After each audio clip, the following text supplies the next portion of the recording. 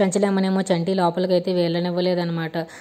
మిథున సింధూరం ఉన్న గదిలోకి అయితే తీసుకెళ్ళకపోతే ఇంకా చంచలమ్మ తన శివుడు భక్తుడైన శివుడి దగ్గరికి అయితే వచ్చి నా కోడలు కడుపులోకి చేరిన విషాన్ని బయటకు తొలగించి తనని బతికించి తండ్రి అని చెప్పేసి అయితే చాలా వేడుకుంటూ ఉంటుందన్నమాట. దేవుడికి దండం పెట్టుకుంటూ శివునికి ఏమో దండం పెట్టుకుంటూ అభిషేకం చేస్తుందన్నమాట.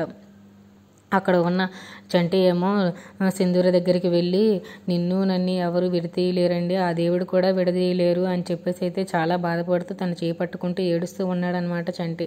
ఆ దేవుడు కూడా మన మధ్యకి రాలేడు అని చెప్పేసి అంటున్నాడు అనమాట. నీకోసమే మా అమ్మని ఇష్టం లేకపోయినా సరే ఈ గదిలోకి రావద్దని చెప్పేసి అన్నాను అని చెప్పేసి అయితే సింధూర స్పృహలో లేకపోయినా తనతో మాట్లాడుతూ ఉన్నాడనమాట చంటి.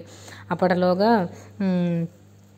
ఈవిడేమో ఒక బాటిల్ని అయితే వాళ్ళ హస్బెండ్కి ఇచ్చి అదే వాళ్ళ కోడలికి చావుకి బతుకి మధ్యలో ఉంటుంది కదా, దానికి ఇదే ఒక్కటే ఇది అని చెప్పేసి అయితే ఒక బాటిల్ విషయాన్ని అయితే తీసుకుంటుంది అనమాట. సంథింగ్ ఏదో ఆ బాటిల్ని అయితే ఇది ఏంటి అని చెప్పేసి అడుగుతూ ఉన్నాడు అనమాట. ఏం జరుగుతుందో నెక్స్ట్ వీడియోలో చూద్దాం. చంచలం ఏమో చాలా భక్తితో పూజలు అయితే చేస్తుంది అనమాట సింధూర కోసం అనమాట.